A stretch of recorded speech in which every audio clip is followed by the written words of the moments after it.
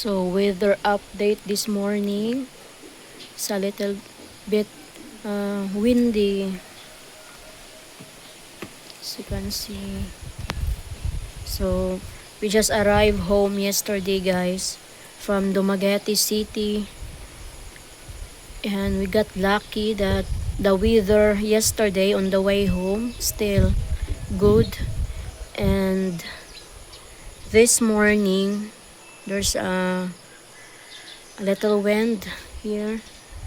As you can see, we just move our couch here, this area here, from because we're supposed to put it in this side, but last night there's a heavy rain, so that's why we move it, because we don't want it to get wet. So there's some leaf here from the tree. There's some leaf, and hopefully there's no heavy rain at all today, because I am afraid with the flood. So right now we're experiencing a little wind, and so far everything is okay here. And when we was in Dumaguete, we really had an enjoyable time together with our wonderful friends. Sir Mike, shout out to Sir Mike. Thank you so much for the wonderful time and for the dinner. We really enjoyed the time that we spent together with you, and to your lovely wife, Sis Jess. We really do appreciate to both of you for the time. We really had an enjoyable time that night, and it's really good that spend time with our good friends. So I'm glad that we're home safe yesterday, safe and sound.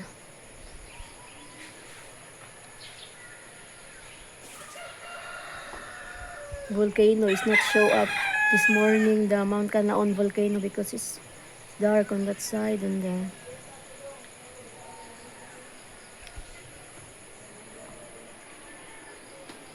I'm gonna check this side here.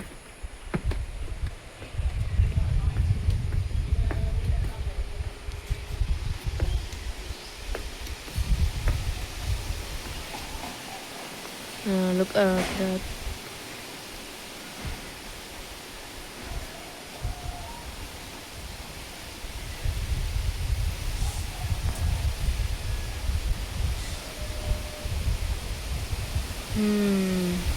So we have some buko on that coconut tree there, and hopefully it won't fell off.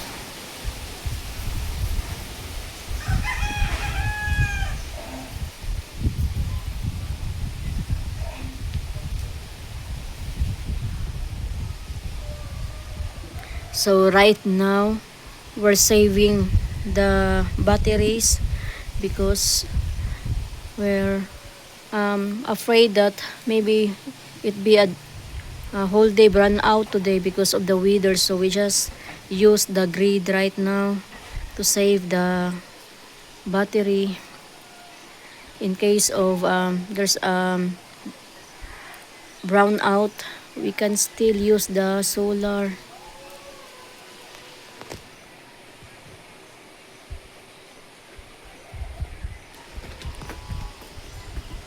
Let's walk here, guys. So we have some of our chickens here that we turn loose outside. They will hang out on this side here, because we normally give them some leftover foods.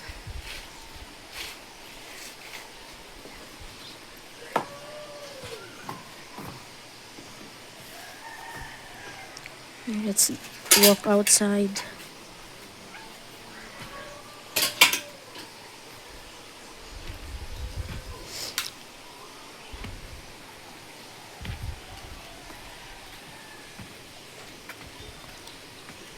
Hi there. That's midnight. So the creek right now, it's a little bit muddy because um, of the flood last night, but it's not really big flood because the rain just not continue, just a short time. So the water right now, it's still not big. So we have some papaya on here. This is what I'm worried, guys, in this side here because we not even cement it yet, do a concrete on this side. This is a very soft soil on this side here. So that's what I was worried about. If there's a big flood, I'm afraid that it will damage more in this area here because this is where the septic tank of the second CR, this is where we put. So that's what I was worried. There's a big flood. So it sprinkled a little bit this morning now.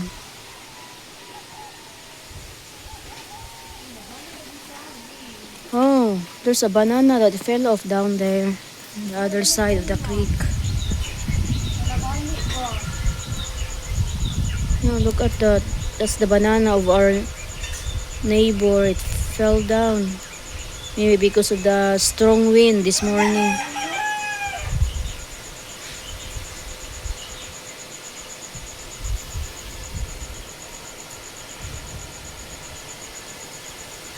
Nag-delivers nagtubig hapon? Hala, dako na kay kong nabayran. Pila ka buok? So we have water container here that it's full and it's good because they can't deliver if the weather is really bad.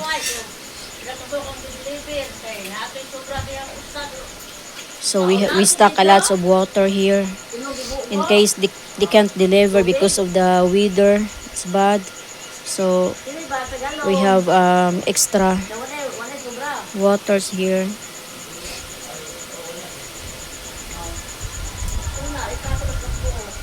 Ang uniform ni Virgin man asulod. My mama is cooking some breakfast. So let's go back inside because sprinkle a little bit now.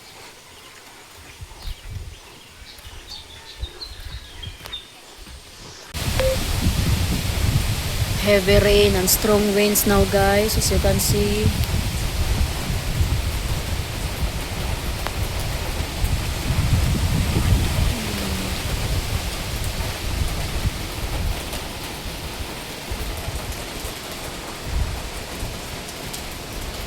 So the typhoon is entering in the Philippines today. And its most affected area is in Luzon.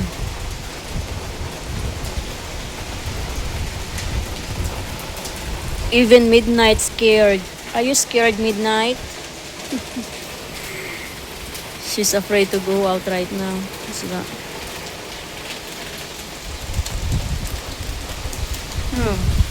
Need to wind. Look at the table. Heavy wind and some stuff here on the table needs to back here.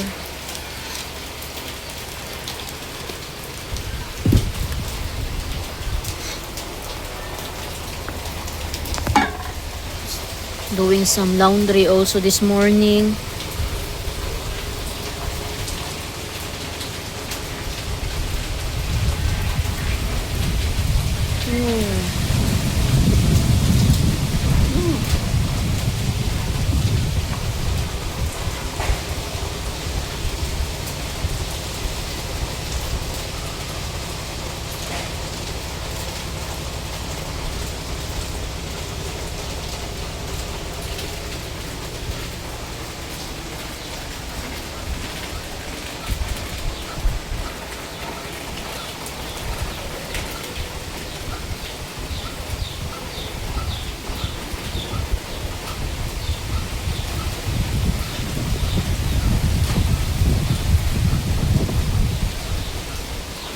So I'm glad that we're home already, because it'd be hard if we're leaving today Dumaguete.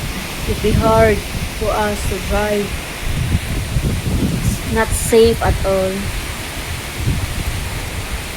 Look at that, guys, how strong the wind is.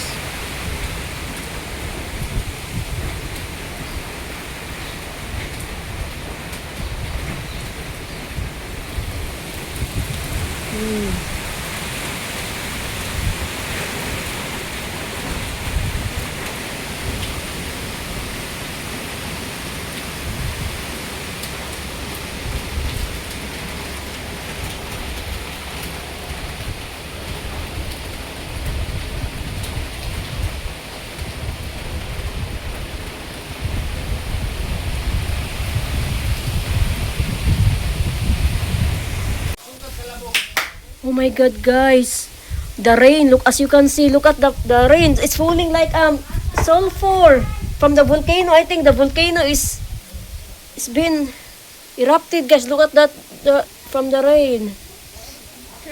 Because one of our neighbor is been hearing a big sounds from the other side. Yeah, I hear it last night, mommy. Look at this, guys. This is from the rain. A bomb, mommy. I hear it last night. So black stuff on here is pouring from the rain. Maybe because of the wind, just blow it in this side here. Oh my gosh! Go inside, Virgil. Oh.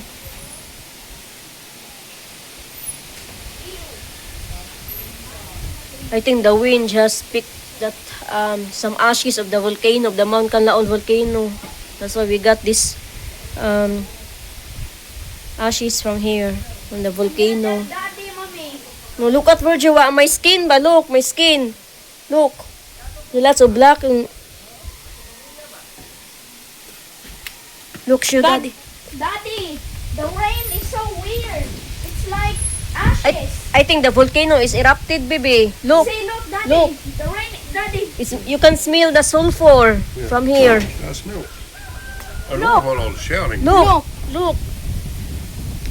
Look at this one, baby, from the rain. I think the wind by it's been. Look. Look. Yeah, that's ashes from No, the no. volcano. It's not sulfur. Yeah. No. Is it possible? Yeah, Yeah, ashes. that's ashes from the volcano. Oh.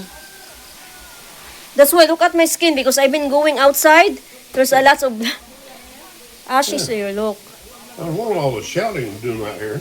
Because they're afraid, but because looks like the rain is. Daddy, did you hear that bomb last night? That's what that was. Oh, That the was volcano. It's like boom. Oh know my. that. I not know that. Yeah. I was inside and I hear it inside. Yeah. Then I told you. Oh my God. That is. Hopefully, by the people there in the Canlaon, they are safe. Did it actually bomb? That's exactly what that is. Yeah, the neighbor there, they've been hearing because they live the other side of the mountains. Yeah. They hear the big sounds from the volcano this morning also. And they can see also the smoke from the volcano there. Look at my feet. Mommy, look at my feet. Yeah, you need to wash it. Look at Vanna's feet. Look at Virgil's feet, guys. Show them, Virgil. Full of ashes. It's not rain. There's not like water. Yeah, looks like it's not rain. Look at the... See, it's like it doesn't It's like ash. Huh? It's ash from the volcano. And the wind is picking that Yeah. here. Oh my It's gosh. a rare occasion that the wind is actually bringing it this way. Yeah, bring it this way. Usually it goes the other But way. it's raining this morning too. When you take a nap, it's been raining. Daddy, the rain sounds so weird. Shh. It's like that. Look, it's getting so many now. Yeah. Oh my God, look. Look at that. Oh my God. When all this is over with, To clean. if you don't, have to clean the soil. Oh my god, look at the roof too. It's color black now. Most color, lots of Oh my God. ashes on there. Daddy, can it cause harm? I was doing some video on your phone too. You can continue it later. Or this. Are you scared, Virgil? You need to eat your breakfast. You need to stay inside, huh? You not go outside.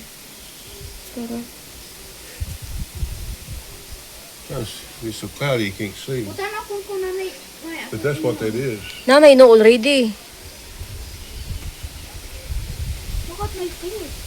You need to wash it because you will put it in the couch.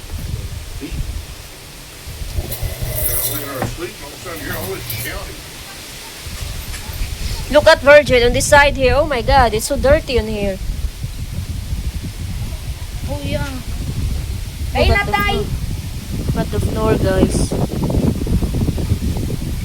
The wind is picking that ashes Dawa tayo. here. Naikuan. Ha? May manginani. Up.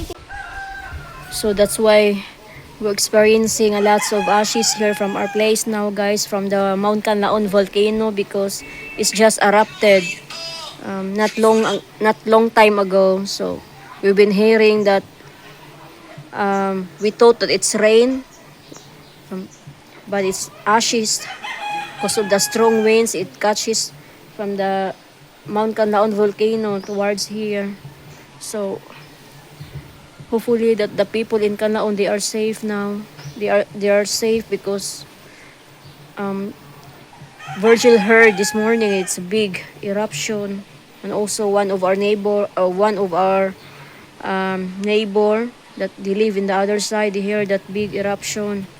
So hopefully that all the people in Canlaon, hopefully they are safe, guys. Just worry about them too. And the wind right now is not so strong. Calm down now.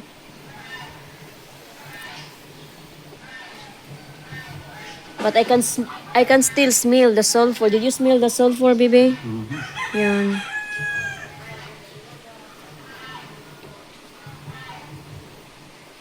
And you can touch my hair and looks like it's sticky because of the ashes. Because I've been there outside walking. Because I'm not expecting it's from the volcano. It's just a lack of information. Extinct. What are you doing? But simple answers are dangerous when the ocean is What happened? Sitting in the rain. involved. For more In than the a rain. century, we did not even understand guys. what Megalodon really looked. Oh, weather is still not good this afternoon. Woo. Rough. Very rough.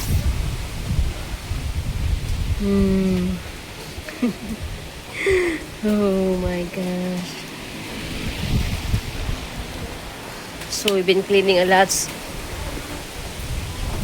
of here in the house because of the ashes from the volcano.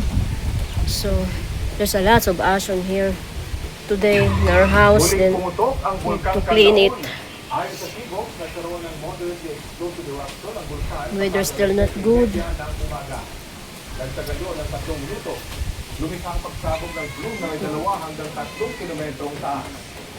May remote gusting So it's rain and strong wind this afternoon. ng bulkan. Sa nakalipas na 24 oras, nakamagtala ng 19 na volcanic earthquake ang Canlaon ayon sa Tibok. Nagpunta pa ito ng mahigit 2 tipong tonelada ng sulfur o sulfur dioxide. Nananatiling sa alert level 2 ang bulkan, ibig sabihin, bawat pasukin inuman ang ibig ng 4 kilometer radius. So the volcano is in level alert 2. The Mount Canlaon volcano right now is so.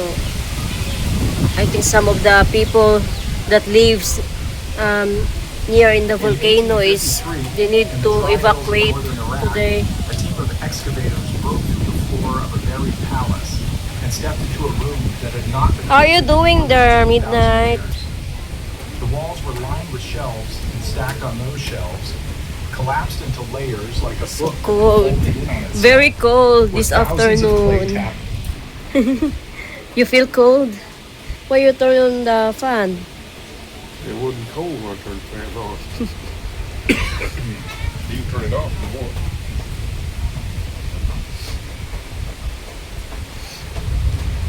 So guys, I think that's all for today's video. I'm gonna do more update again maybe by tomorrow. Maybe we're gonna lose the internet connection. We're gonna have run out later tonight. Look at the coconut there. The banana. So guys, thank you so much for the love and support. And we're gonna update more again next time about the weather here. So thank you so much again for all the nice comment and for always watching my videos. See you on my next video, guys.